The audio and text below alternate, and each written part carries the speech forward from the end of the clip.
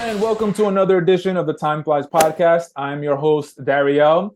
For the viewers, you can see we have a familiar face, and for the listeners, we have a familiar voice.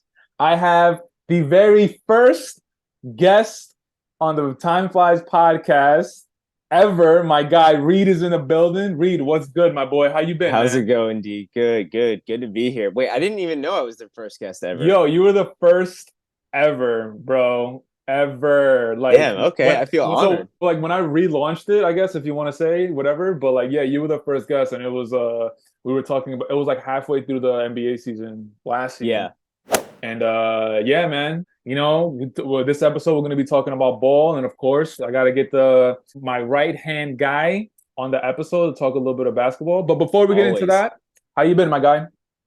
Been doing good. Been doing good.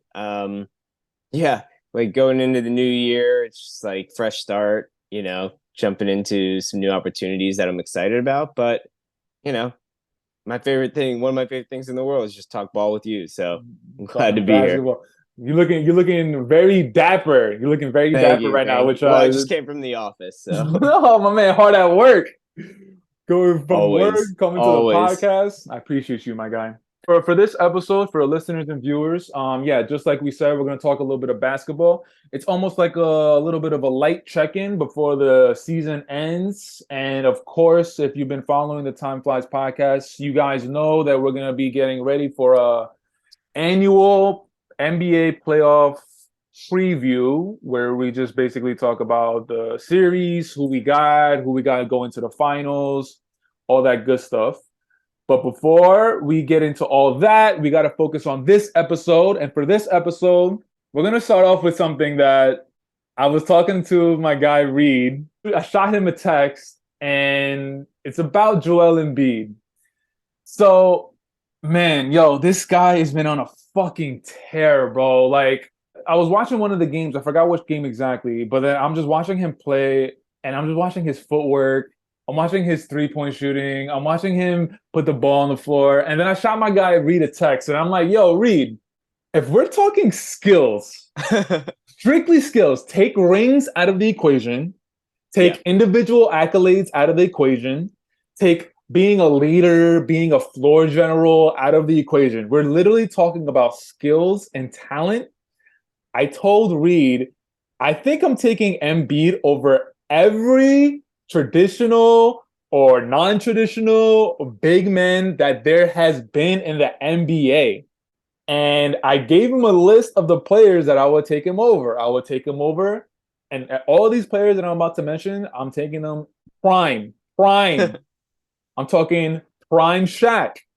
I'm talking prime David Robinson, Chris Webber, Tim Duncan, Kevin Garnett. I'm pretty sure I said Hakeem You did, Olajuwon. yeah. I did say Hakeem. Well, also just for context, just so like the listeners know, I'll get like random texts from Dario just at any point, any day of the week, any time of the year, Any where he's moment of like, the "Hey, day. yeah," he's like, "Hey, let me bounce something off you," and it'll either be like a pretty like moderate take, or it'll be something like this that I think a lot of you either may or may not disagree with, but certainly controversial nonetheless. But no, I was just Yeah, okay. well, Go and ahead, go so ahead. like my response to you was, I think, first of all, the no injuries clause is a big component of your caveats, I but mean, yeah, I forgot to say that. but um but no, and my response to you was that Embiid is a byproduct of the modern NBA and the game in which, or the era in which he's playing. So, Yeah. I think, and I told you this over text, I think if Embiid were playing in the 90s, his game would look a lot like Ewing. His game would look a lot like, even a Tim Duncan or a David Robinson. I think the only reason that he has ball skills and he can pull up from three, and that he, has this sort of arsenal of offensive weaponry to his game, is because we're playing in the modern era where threes are a very real threat and a very big component of the game in a way that didn't used to be the case. Guys that played the five are stretching the floor like no point previously. I mean, like that's the reason why Jokic won back-to-back MVPs, why guys like, Giannis and KD are playing a four when, back in the day they'd be playing center. I think like to your point, yes, like if you take Embiid as he currently exists, he has more skill than all those guys that you mentioned. But I I think it's hard. I think this is like such a different era of basketball, specifically for the center position, where you can't necessarily compare eras because that level of dominance just isn't the same. And again, I mentioned this to you also in the text. I think DeAndre Ayton is the perfect example of that, where his game is a lot like those guys, Right. but in the modern NBA, he's seen as the third or now fourth offensive option. And, the primary defensive presence and rebounder in the interior for that team. But I don't think anyone looks at DeAndre Ayton as like a bona fide one or two, and then you can argue whether or not he's a three. So yeah, look, I think it's a nuanced argument. I hear you. I just don't think if it's an apples to apples. I think it's more of an apples to orange. Of course, everything you're saying, like yeah, you make perfect sense. But like, it's just like, dude, I was watching him play, and I'm like, yo, like this guy is the most skilled big man ever. And if we're talking about literally this, it's one game, and line up all the big men that's ever played, from George Mikan, from Bill Russell, all the way up to Joel Embiid and his class, whatever you want to say. I'm taking Embiid. He could take Shaq off the dribble. He's big enough to put KG in the box, back him up, put him in the hoop. He's fast. Like everything that you think of, he has an advantage over every single person that you can think of.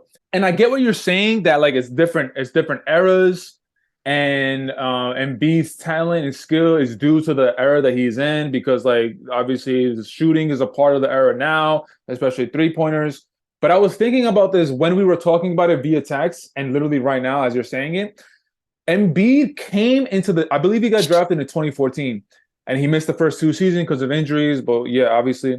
But Embiid came into the draft with those skills already a part of his tool bag.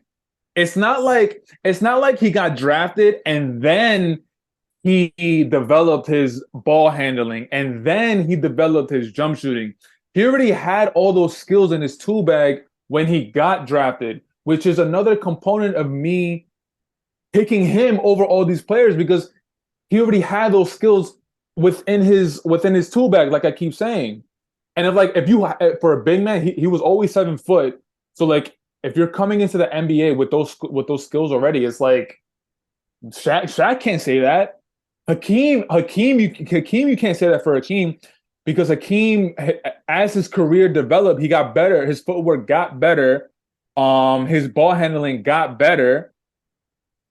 And honestly, for me, Hakeem is the one player that I keep bringing up, that keeps coming up in my mind. That's like he might have the best opportunity to go one-on-one with Embiid and keep up with him, because everybody else that I'm thinking about, they're either too small, they're either too slow. No, it's funny that you bring up Hakeem because the first person that I think of when I think of Embiid in terms of like past players whose game is similar, he's a little bit shorter, but I think of Karl Malone.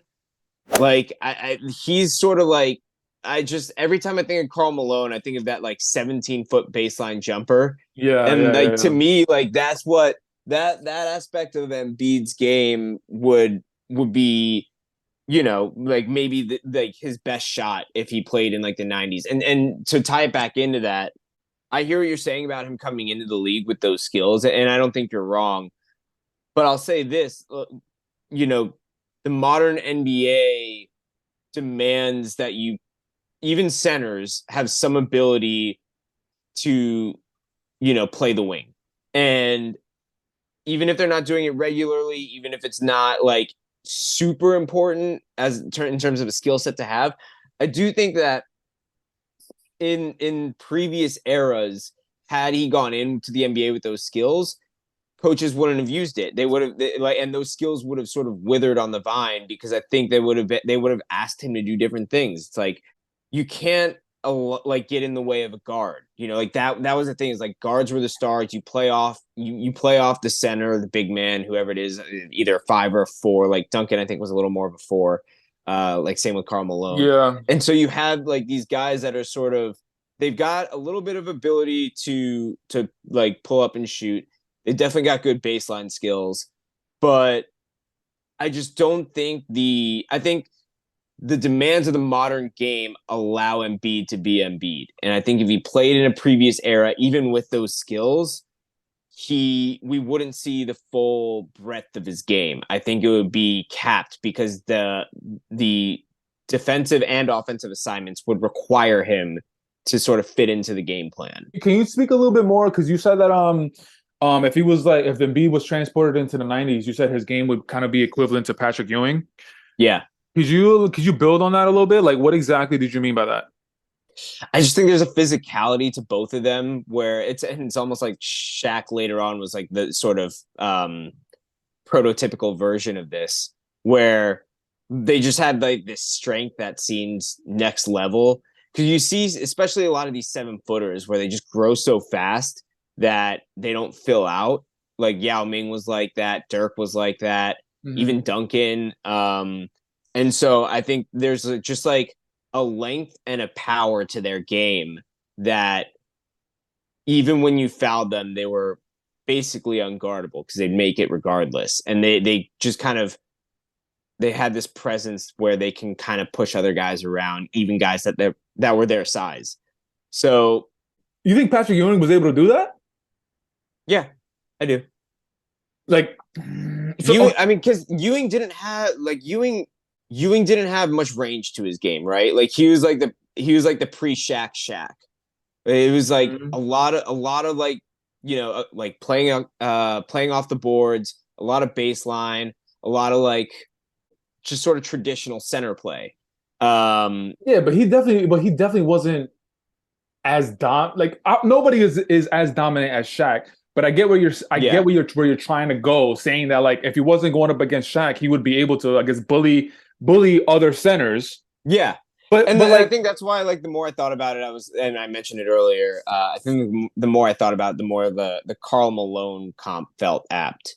Like that was the one where I was like, I know Malone's more like 6'10" and Embiid's like 7'1", but their yeah, games and their presence, like their strength, just those two remind me a lot of each other.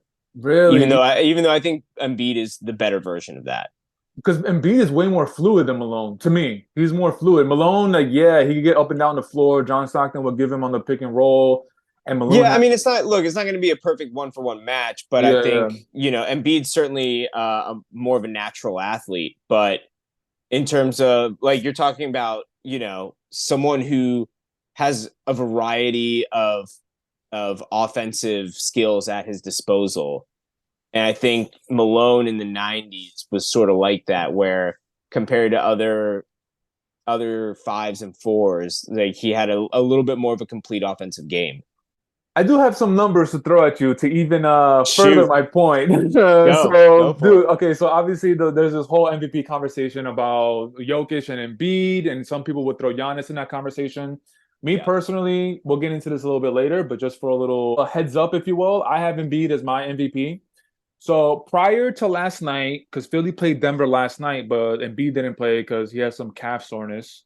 So prior to last night, his last 10 games, check these numbers out. 39 points against the Timberwolves. We got 39 points against the Blazers. We got 34 against the Wizards. We got 30, excuse me, 36 against the Caps.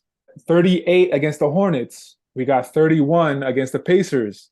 37 versus the Bulls. 12 against the Bulls. It was a back to back with the Bulls. And then after the 12 points, he had 46 against the Warriors. That was the Saturday night primetime game on ABC. And then after that, it was 28 points against the Suns. During those 10 game spans, the 10 game span, he was averaging 34 points. The 10 game span, he averaged 34 points, 10 rebounds, and 4.7 assists. Dude, like that one game against the Bulls with 12 points, like I don't know what happened there, but everything else, bro, it's 28 and above. And he had 1, 2, 3, 4, 5, 6, 7. He had 7 straight games of 30 points or and above, and they weren't against Timberwolves. Is I mean, they kind of turned it around. They're decent. Blazers, yeah, okay. They're kind of they've decided to sit out Dame now, but back then Dame was playing and they were being competitive. I mean, yeah, Wizards is a little bit of a joke. Cavs is serious. They're going to be in the playoffs. Hornets, yeah, a little bit of a joke. Pacers are respectable. Bulls are respectable. Like, there's like two teams that it's like, okay, I could kind of see why people might not take that into account. But like, all in all, man, like Embiid is pissed, bro. He's pissed and he wants his MVP, and he better fucking get the MVP this year, yo. I'm fucking tired. I like Jokic, bro, but Well, okay, you brought up, I was going to ask you why you were bringing up this 10-game stretch in particular. I know you were kind of wanting to save it for the end, but do you want to just jump into the MVP conversation right now? I mean, sure, why not, man? Why not? Because Let's do well, it.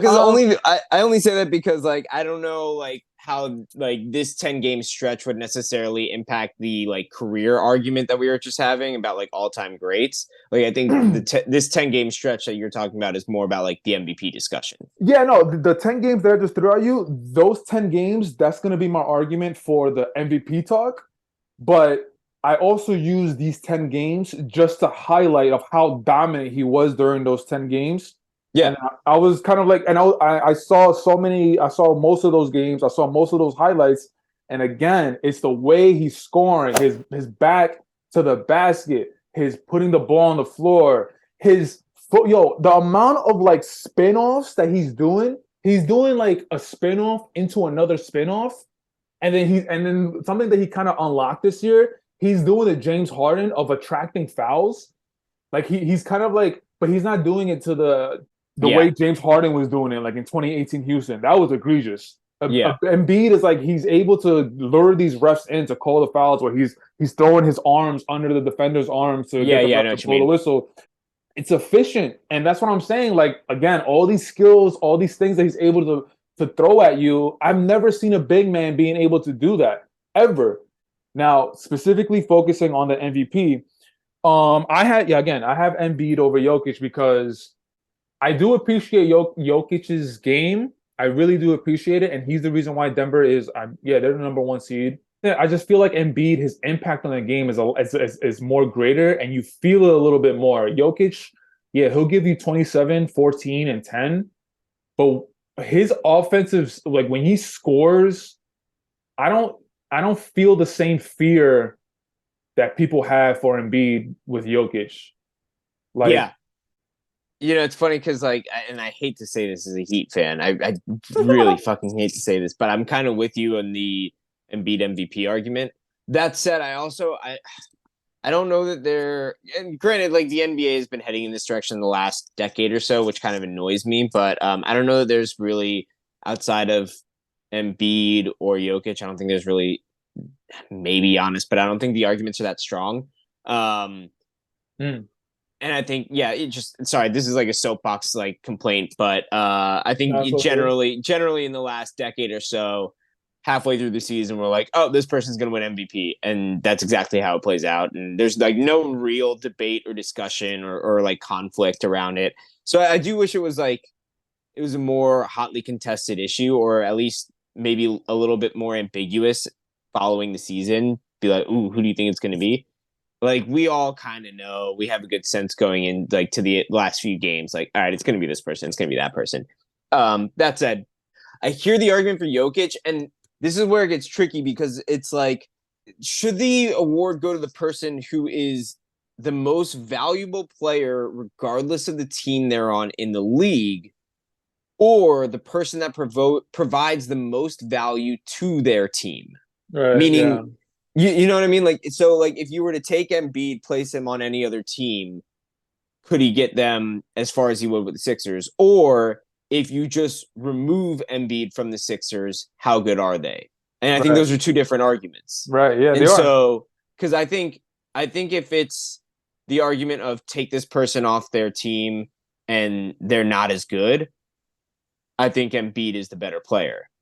If you talk about take this person and put him on any other team, and they can help any team get further, especially like teams that already have elite players. I think Jokic is the more valuable player league wide. Meaning, if you put him on any other team, I think he raises the floor. I don't know like which way I would lean based on those like two criteria. I think this season though, it's almost like a retroactive MVP. I think Embiid probably should have won it last year. Um, and even though Jokic, you could argue is having his best season since winning his first MVP. So like, why shouldn't he win a third in a row? Me personally, I would have given it to Embiid last year, but because they didn't give it to him last year, and he's still having an unbelievable season this year, I would treat it almost like a retroactive MVP. If Embiid does get the MVP, I am a little worried that it's gonna feel like that. It's kind of like a life achievement Yeah, award. Like, yo, you should have got it last year, and yeah, you're doing your thing this year, so we'll give it to you.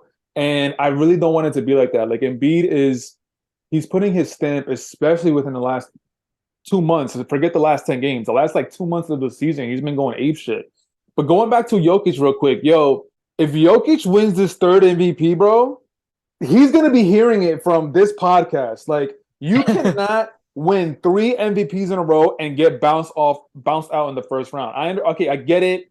I'm Like, with you. I'm like totally with you. 3 MVPs in a row. Like, you're in a caliber of like only 2 other players, Larry Bird and was it do you know the other person that won 3 in a row? Moses? Not Moses. It was one other player in like the 80s, 70s. It wasn't Wilt. I forgot who it was. But like once you reach that level of NBA supremacy, like nah, bro, like you can't just like get all these awards and then on top of that throw the whole European, like just because you're not from America, like you don't get the same pressurized topics on you. Like no, like if you're one of the best players in the league, you're gonna have the same amount of pressure as the LeBron James, as the Jason Tatum's, as the all these other players. And it's just like I feel like Jokic doesn't get this pressure as much as Embiid. Like Embiid has this pressure on his head that like, yo, you better make it to the Eastern Conference Finals this year, or you're gonna be one of the biggest reasons why the process has been fucking trash. Yeah. Like No, and you're spot on because that's like the thing that annoys me about MVP is it is a regular season award. it is. And when we're talking about, you know, the guys you mentioned, like Bird and whoever it was, the other person that won 3 in a row, um, you're talking about rarefied air because they were champions and they were winning these MVPs in the same seasons that they were winning championships, or at the very least making it um to a championship, even if they didn't win, like conference championship, anyways. Um, and so yeah, you get someone like Embiid who's on the precipice of winning 3 in a row, and outside, was it? Did they make it to the Western Conference Finals the bubble year before Jamal Murray got injured, And the or I bubble, guess yeah, yeah, after? yeah. No, no, no, yeah, they made it and they lost to the Lakers. Right, yeah. Yeah, yeah, But yeah. I mean, even outside of that, and like, you're the person who always says like the bubble is sort of an asterisk. The Um, big asterisk, homie. but Sorry. even that aside, like, I mean, he didn't win. Was that no? He didn't win MVP until after that season. So Correct. like, you haven't even made it to the conference championship since you won MVP, and you're about to win your third in a row. Like, this is but that's the thing. It's a regular season award. Who's the best regular season player? And it bothers me because I do think, and I feel this way. I know you don't give a shit about the NFL, but like I'm very much a believer that the postseason should be included in at least MVP. Like that's one of those awards that your value is truly determined in the postseason, and you can be the greatest regular season player of all time, but it doesn't mean a thing if you can't prove it in the postseason. Shouldn't every NFL, NBA, NHL, all these fucking sport leagues in the country shouldn't they just do a MVP for the season once like the regular season is over, once the playoffs are over, once the NBA finals, I NFL, agree. it should Totally just agree. this should just be the entire season, and then once everything finishes, then you get the MVP because then you'll be able to basically knock off the pretenders from like whoever had Yeah. a good regular season, but if you didn't make it to the playoffs, okay, you're not on the list. And then you go from Yeah. the playoffs, okay, but if you didn't make it to the finals, okay, you're off the list. So whoever makes it to the finals obviously had a good regular season, obviously had a good playoffs. They made it to the finals, and then if they won the finals, then okay, this person is. Yeah. Doesn't that No, make and sense? like I don't even think it's like it doesn't have to be someone who wins like, because there's a Finals MVP. That's what that award is for. Right. But the award should be for combined regular season and postseason greatness. And With you. when you only, because that's where true. I mean, like, let's be honest. The whole point of playing the regular season is to put yourself in position to succeed in the postseason. And Yeah. if you are able to put yourself in position to succeed in the postseason by getting a high seeding, by getting, in the case of the NFL, the bye, or actually now even in the NBA with the play-in, getting a bye to some extent, and home field advantage or home court advantage, like all these things that are aiding you in your pursuit of a championship based on your regular season greatness. And you have these assets, for lack of a better term, and you still come up short, but we're rewarding you for putting yourself in that position in the first place. And that doesn't make sense, because that means inherently you are failing to live up to the expectation of the award. And so because value is how do you perform when the lights are brightest? How do you will your team to win? And if we're just rewarding guys for, playing 45 minutes a night in the regular season and putting up 30 points a game, great. Can you do it in the postseason? Can you get your team to a conference championship, to a championship, to win it all outright? Like, I have a big grievance with this award generally. But to answer your question, your original question, yes, Embiid should win this year. The players who have won 3 consecutive regular season MVP awards. So it's Larry Bird, like I said, and it's actually 2 other players. I thought it was only one, but the other two is, of course, Mr. Bill Green? Russell. Oh, Bill Russell. Okay. Bill Russell, and the other person was fucking Wilt. Wilt, Okay, that makes sense. Yeah. yeah, Wilt the fucking still, and they all won at least one championship during that 3-year run. Yeah. So Jokic, yo man, you got a lot to live up to. Did you hear what Embiid said? I believe it was last night. They were in Denver, and I believe during the shoot around before the game, a reporter was talking to Embiid, and I think the reporter asked something about like, do you feel the pressure this season about winning a championship or Eastern Conference Final? And he threw so much shade at Jokic. I don't know if you heard the fucking quote, but he I said might have, but what was it? I don't remember off the top of my head. Embiid basically was saying, he's like, why should I feel the pressure? I don't have 2 consecutive MVPs in my Oh career. shit! No, I He's didn't like, see that. I don't have 2 consecutive MVPs in my career. I'm not in the conversation for arguably getting a third MVP in my career. In regards to winning a championship, JoJo gave his thoughts to The Athletic, saying, people have been talking about who has the most pressure to win. People want to mention me. I'm not at the top of that list. I'm not a 2-time MVP. I've never made first team All-NBA. I've never won anything. So why is there pressure on me to do something when there are guys that have won 2 MVPs and a bunch of MVPs and haven't done anything either? He was throwing so much shade at Jokic, and I was here for it, bro. I'm like, yo, Embiid is so trying to get this MVP, and I'm so for it, bro. It kind of sucks that he couldn't play last night because of his calf, because I was actually looking forward to that game. Because Yeah, no, and like, at least in regards to the quote, it makes for like a more entertaining season. I'll be honest though, like, outside of like my own team, I typically don't follow or really even care that much what players say in press conferences. I just care what they do on the court. I kind of wish players are a little bit more like spicy during their like interviews and shit. Just be like, yo, just say what you want to say, bro. Like, this guy is trash. Like, nobody's scared about him. Like, nobody's scared to face him. Like, say something. Like, instead of these like media trained answers, it's so fucking boring. One last thing before we move on to the next topic. I am a little worried though about fucking, but I'm worried about how far Embiid and the Sixers can go in the playoffs, because his running his running partner, the Robin of the team, is fucking James No Show and the Spotlight Harden, bro. Like, and there's been a lot of talk recently about how good James Harden has been able to pivot his career from the Houston Harden to now this player making everybody better. It's like, yo, great. I don't care about all that, bro. Like, put him in the fucking spotlight in the playoffs. He better show up next to Embiid. I want him to have the second highest scoring behind Embiid in all these playoff games. I don't give a fuck if he gives 18 assists and 12 rebounds. If he has like 2 points to go along with that, You know how I feel about James Harden, man. Like he always fucking dwindles in the spotlight. He fades into the darkness whenever there's a pressure moment. I can name you so many moments. The 3-1 against Clippers when the Houston Rockets came back and he was on the bench and he wasn't even a part of that comeback.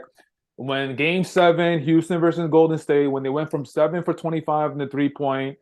And I think it was his first season against the Spurs when he was with the Houston Rockets in Game 6. The Spurs eliminated the Houston on their own floor. James Harden literally didn't show up for that game. That's 3 examples that came off of the top of my head, and all of those 3 examples, he was the fucking main player on all of those teams, and he was regarded as top 3, top 5 player in the league. But of course, he wanted the ball at the top of the key. He wanted 30 dribbles for a crossover, and that didn't get him nowhere.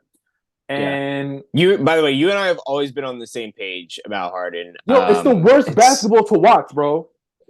Yeah. No, it was. It's I hate watching any Harden team in the postseason because, well, even in the regular season, like it's I don't know how to put it any better than you did. It's the worst form of basketball to watch. And on top of that, then he also has Doc Rivers as his fucking coach, bro. It's like, god damn, man. Like, I'm glad you brought this up though, because this actually, for me anyways, I'm going to throw this back at you. This makes for a great segue into the Luka discussion, because when you brought this up, I was going to ask you, is Luka becoming Harden? Where we have a you read highly my skilled, fucking mind, bro. That was my segue, prolific bro. offensive player, lackluster on defense, plays for the foul, complains when he doesn't get it. Like, I like Luka, but it seemed like it's kind of fading fast for me. Yeah, so first and foremost, great minds think alike, because the segue that you said is what I was thinking as well. Dallas, Kyrie, and Luka, they're in this slump right now where like everybody is looking at them like, what is going on? You guys lost to Charlotte back to back when Charlotte literally has nothing to play for. And LaMelo is fucking injured. He's been out for a while, and it's like, what the fuck is going on? Luka is right. I feel like everybody right now, they're kind of looking at him and being like, yo, dude, like, who are you as a player? And me personally, like, I was never really in love with Luka from the moment he stepped into the NBA. Like, I remember his first season, everybody was talking about him, about he's going to be a future MVP. And yeah, obviously he has a skill set and he has a talent, but there's like a lot of things surrounding his skills and talent that I'm always questioning. Like, I was actually looking at one of his highlights from his rookie season earlier today. Yo, his body, bro, he's so much thinner. Obviously, rookie season, I get it. It was like 4 seasons ago, whatever.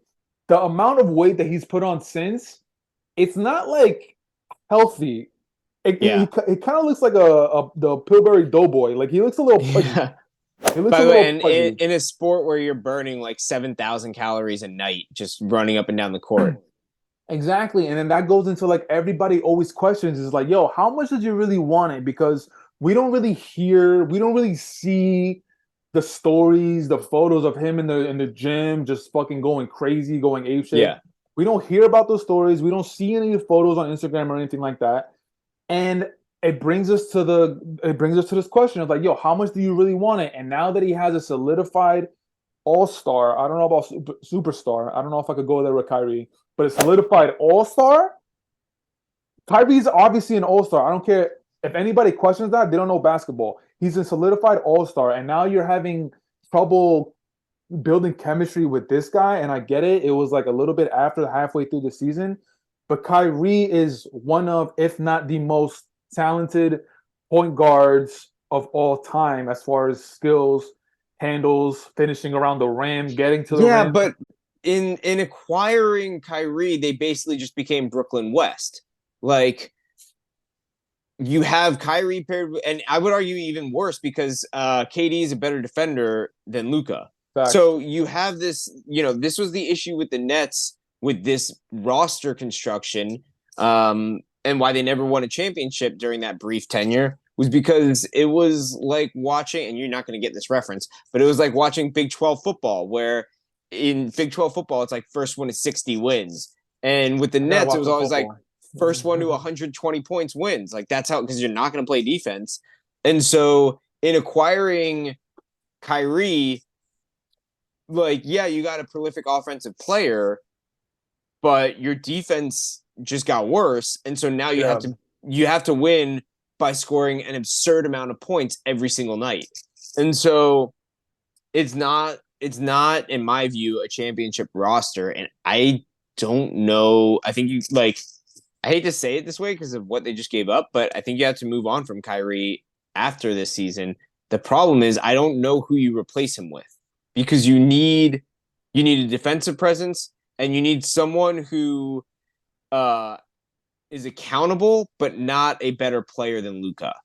Because you need someone who's going to basically keep the ship sailing in the right direction or keep the trains on the track and like just let Luka go out every night and do his thing. I, I But I keep don't it. know. I don't know if this is fair to bring up, but are we sure? Do we know if Luca wants to play with another like certified All Star? Because Jalen Brunson last season left for nothing. They let him go for nothing, and then now this season they're like, "Oh fuck!" Like he was actually really good, and we need Luca to have a partner because if not, he's gonna want to leave. And I get it. Kyrie is not. He's literally an offensive player. Defense is not really his repertoire. But like you have Kyrie, and it hasn't gelled.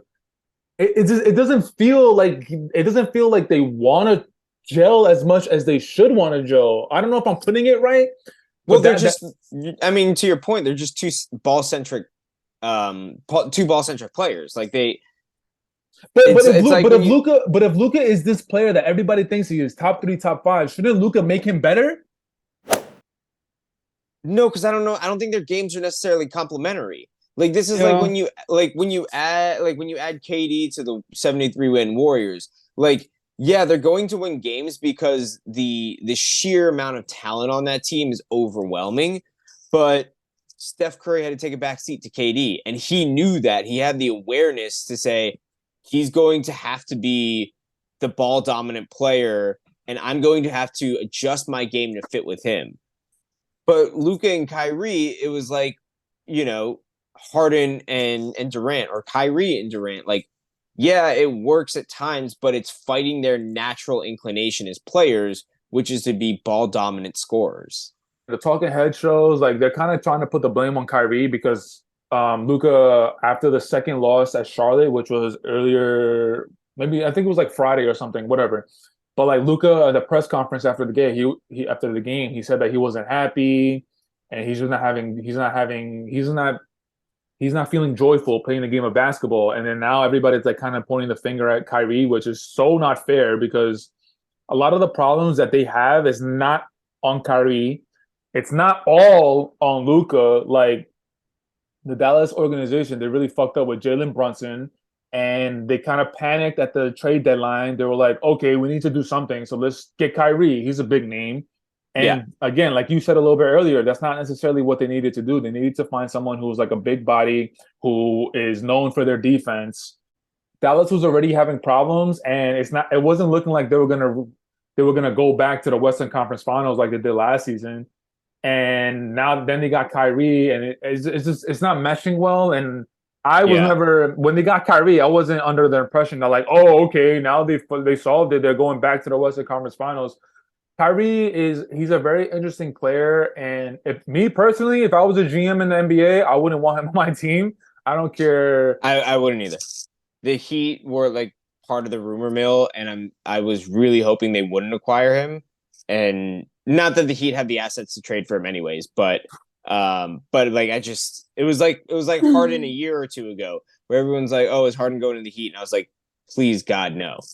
That's like almost how Westbrook almost went to the Heat this year after Oh like my his God, I would have lost my mind. oh my Absolutely god. lost my mind. I have some numbers to throw at you.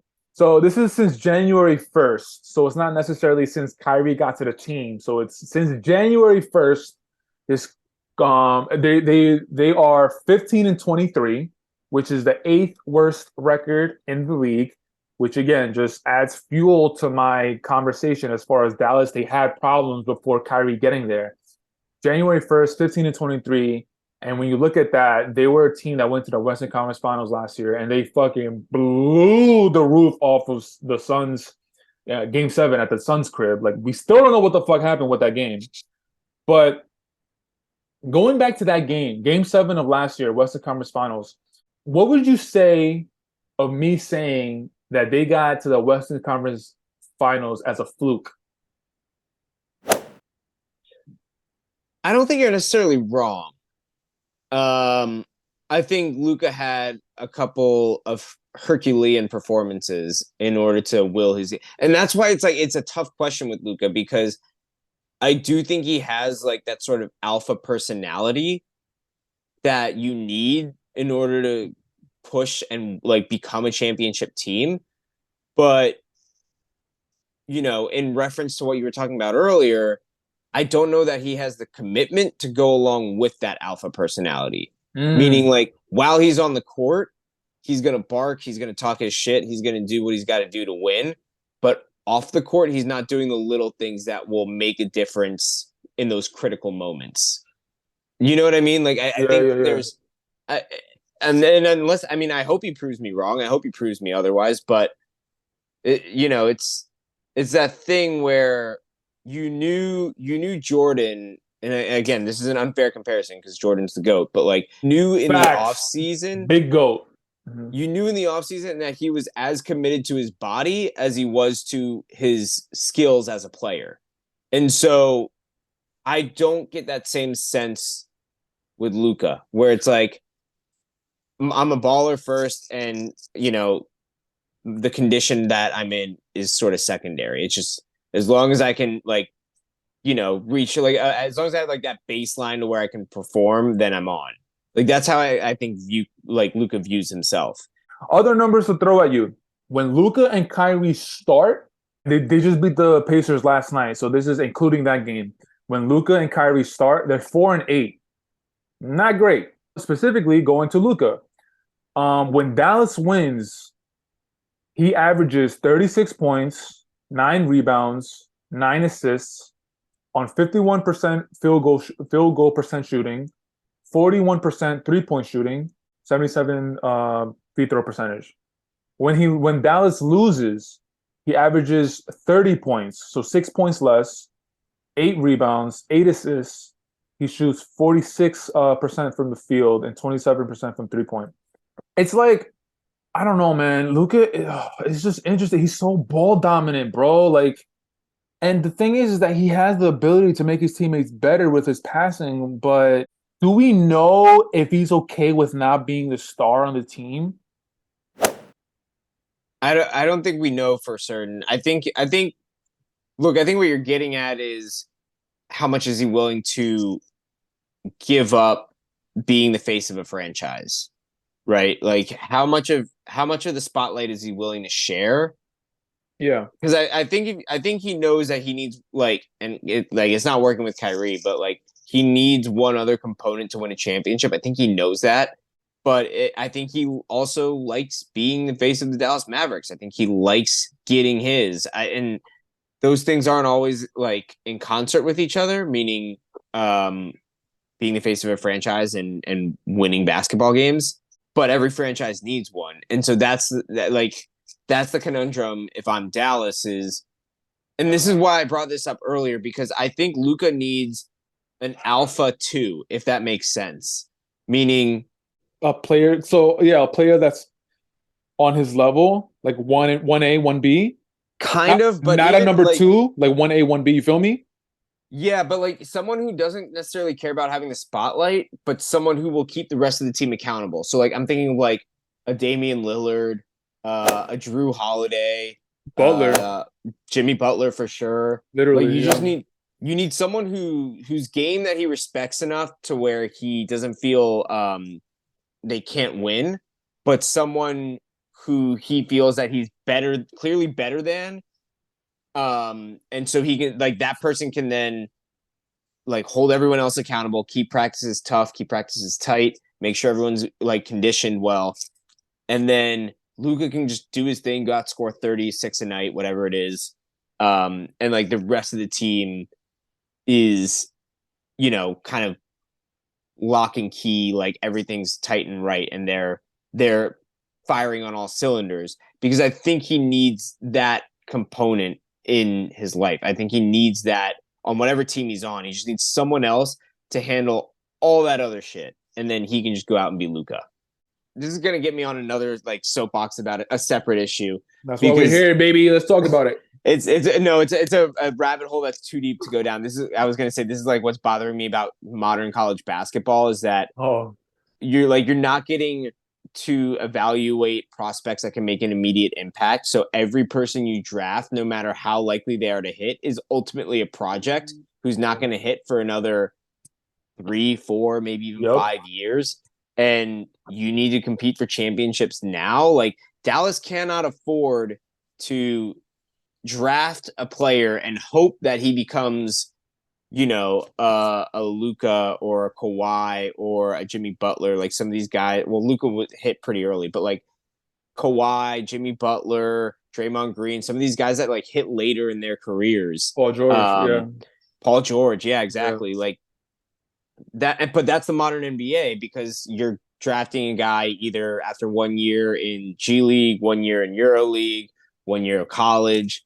Like, Magic played 2-3 years in college. Jordan played 2-3 years in college. Bird played 2-3 years. You're getting prospects, not projects. And so this, and then, anyways, this is a long-winded way of saying that's why Dallas felt compelled to make a play for Kyrie, because even though it's not the best chemistry fit, you can't roll your dice drafting. You have this small window in the next 5 years because Luka's not in the shape that he should be in, where this is your window. And he proved last year that he can get you to the Western Conference Finals just purely on talent alone.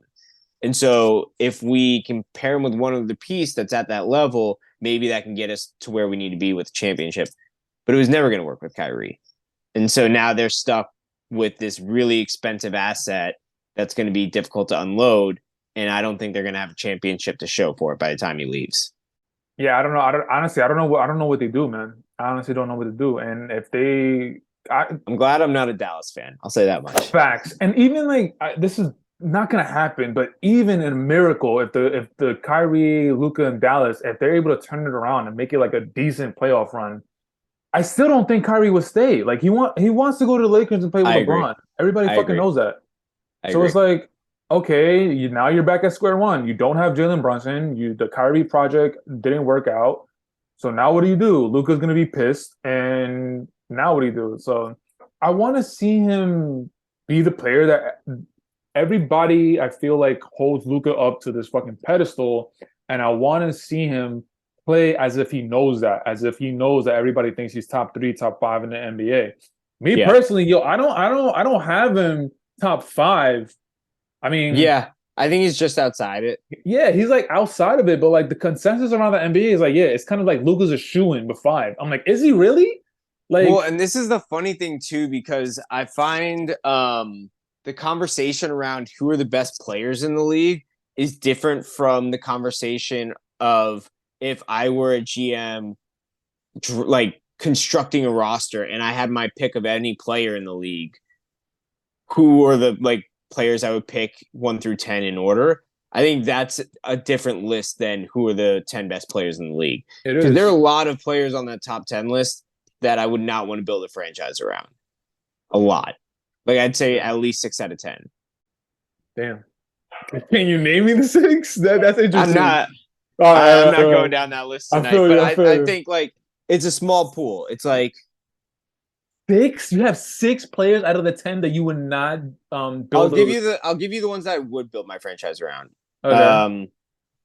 Steph, obviously. Of course. KD. Of course. Although even KD, as prolific as he is, you have to pair him with the right piece. Although I think he makes almost everyone work. Giannis. Of course. Tatum? Yeah, Tatum. That's about it. Jokic? No. I don't think he wins enough in the postseason. Yeah. I mean, he's not. I will say he's not a locker room cancer. So that he's a building block. So yeah, I would include Jokic in that. But almost everyone else I wouldn't. To me, Jokic has a little bit of an asterisk because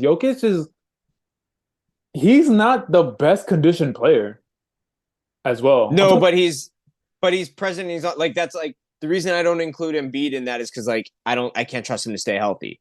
Same with Kawhi, Same with Dame even. Like now Yeah. he's like Dame's getting older. He's not getting any healthier. Nah, he's been breaking down a little bit the last few seasons. Yeah. LeBron, yo, nobody's I gonna would have talk. said, but LeBron's too old. I would have said like 4 months ago. Now I'm definitely not. Prior to the whole wanting to be a gangster Yeah, in music yeah. videos, and shit. Yo, Luka, help, I'm not bro. building. No, yeah. There's just like, but think about it. I mean, like, genuinely think about this. Like, you are like not from a fan's perspective, but if you are a Yeah, general yeah, yeah. manager and you have your pick of the pool of players, To build around. Yeah, yeah, I feel you. yeah, Yeah, it's not as easy as people would think. So now, my boy, I'm gonna give you the runway. Like I said, this is a little bit of a light NBA check-in. I'm gonna give you the runway because you are, of course, one half of the Island Boys. Trent, light shout out, Trent. We here in spirit, bro. light NBA check, and we've been going up for an hour already. Yeah, I know. We just love basketball too much.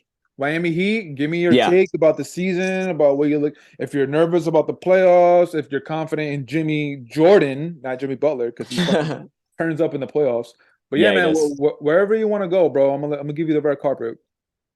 This has been a brutal season as a Heat fan. It's been tough to watch. The Heat have a handful of problems. The biggest being the 4 position. Because Bam plays the 5.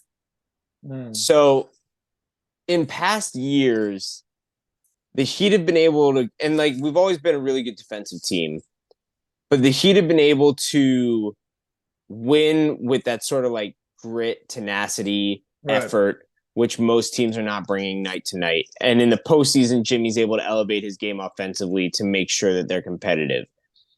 But in years past, the Heat have had, and I say years past, meaning like the last 3 years when they're in that championship window. They've had either Jay Crowder or a PJ Tucker or some player along those lines playing the 4 who's willing to do the sort of dirty work both offensively and defensively.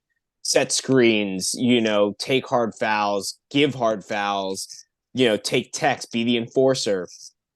And they would basically force teams to win in like just like a sort of knockdown, drag out type of game. Right. And in doing so, you would hope that 2 of Jimmy, Bam, and Hero would have a good game. And at least 1 of Duncan Robinson, Max Strus, Gabe Vincent would just like pop off and have like a good game off the bench. What's happened is when we lost PJ Tucker in the offseason, they never filled that role with the player that they needed to, either someone who is long and can shoot and has like a little bit of range to their game to stretch the floor, because that's one thing the Heat desperately lack right now is the ability to stretch the floor. Yeah. And none of the young guys that they were hoping would step up stepped up. And so you have this issue now where Jimmy missed pretty big like swaths of the season. I think he missed like 20 plus games this year. And Hero didn't take that step forward from a consistency perspective. I mean, he's someone who can like drop 30 on any given night, but you're not getting that from him night in and night out. Yeah, and so I know what you're saying. Yeah. You have Bam getting better. Like Bam has gotten we talked about this. He's the gotten best better season this of his season, career. Bro. Yeah. But you're missing Jimmy for big chunks of the season. Kyle Lowry was basically MIA for the entire season. He just came back and it, like at this point it's certainly not gonna flip the season. But I don't even know that he has like chemistry with his teammates to make a true impact. We'll see. But yeah, like the Heat used to have these knockdown dragouts where they can just force teams to play ugly basketball and win by just kind of duking it out. And now they don't have the ability to defensively night in and night out. They can still do it, every other night, every third game, something like that. But like night to night, they don't have that ability to put a cap on teams scoring. And so Heat are going to score like 95, maybe 100 points. Their opponents are going to score 110 unless Jimmy Butler goes off or Bam has like this incredible, triple double like performance. And so the Heat are just too dependent right now on Jimmy and Bam to be amazing because they're not getting any support off the bench. They're not stretching the floor. The 3-point shooting has been terrible all season. Yeah. And we were hoping, like early on, we're like, it's a slump. They'll shoot their way out of it. We'll get back on track. And that just hasn't happened all year. I hope you never know when it comes to shooting, like players can get hot and they can just, if it happens at the right time in the postseason, you can make some noise. That's kind of the Heat's only hope. But dropping that game to Brooklyn a few nights back in a critical, like, not play-in, but virtual play-in, it's just going to be a really, really tough postseason if they even make it past the play-in.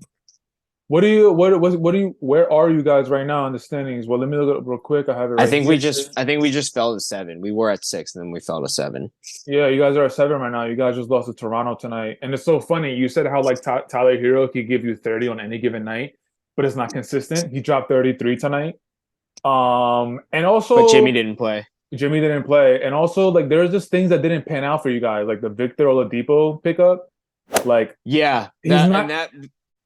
not gonna be old. Like he's not gonna be the Oladipo that everybody knew. Like it's just not gonna happen. No, anymore. but also part of that was like, so he was. If you remember, like towards the end of last season, he was playing, especially in the postseason against the Celtics. He had incredible defensive play, and his offense was shite. No, well, it was not. He was inconsistent. Like he'd have nights where, dude, there were like 2 nights where he dropped 20 against the Celtics. Okay. But what happened was the Heat re-signed him to like a 2-year deal with a player option.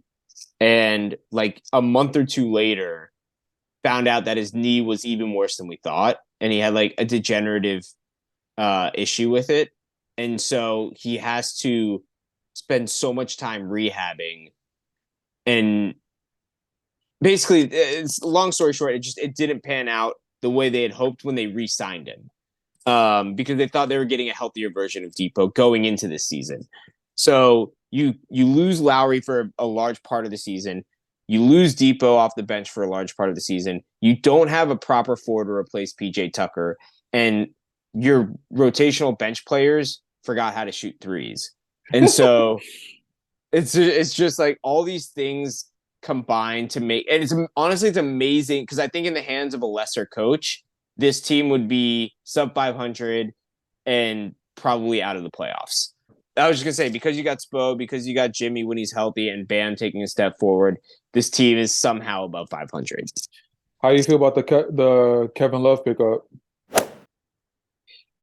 I love his game. I wish that it happened before the season because I think it would be paying more dividends now. Yeah.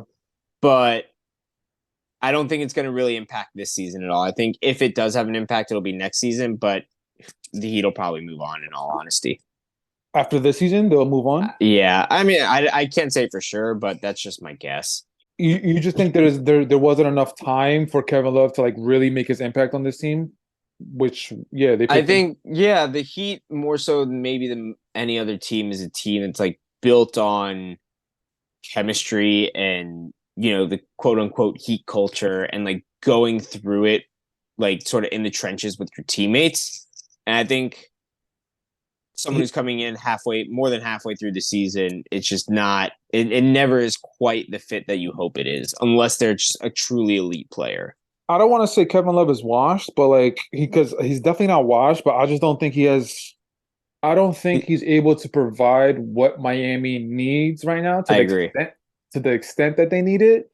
If this was like Kevin Love like 4 seasons ago, even 2 seasons ago, I think he could have made a big impact. But like, yeah, I think you're right. I think he's just too old to like really make a meaningful impact on this team. I wanted to harp back on what you said a little bit earlier about Bam Adebayo saying that he's having the best season of his career. Yeah, the games and highlights that I have watched of Miami and Bam, I am super glad that he is mixing in the aggressiveness with his fluidity and with his like nice having a nice touch around the rim. Like 'cause Yeah. I remember last everybody more athletic than everybody on the team, and he would just pull up from the free throw line. I'm like, use your athleticism and get around these players or bully them because you're bigger. You're bigger than all of them. And this season, he's doing such a better job of mixing in the two. And now, is that going to translate into playoffs? And like when obviously the lights turn on, and then Jimmy Butler is the leader of that team, but he needs a number two. Is Bam Adebayo going to be able to pick up the slack? Like I don't know. We're gonna have to see.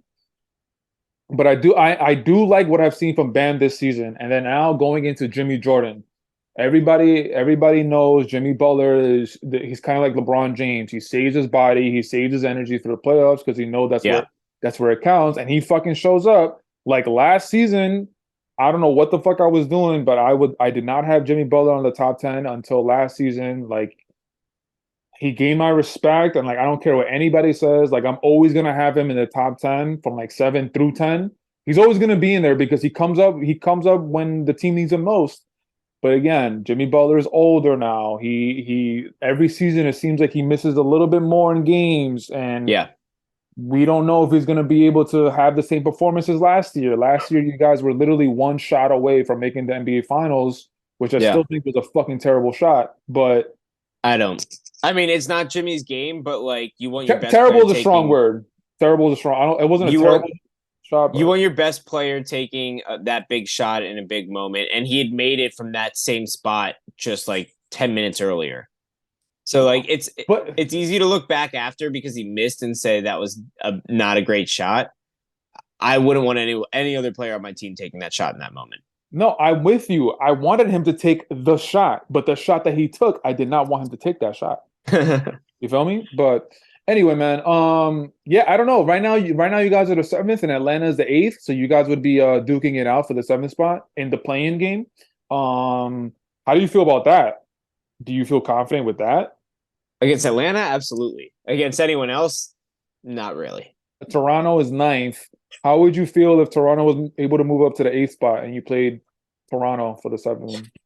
Dude, look, this is Toronto's interesting. this has been the struggle with the Heat all season, where it's like they're capable of beating any of these teams, but in years past when it would be a given, it's no longer a given. Where you play Toronto 50-50 if you advance.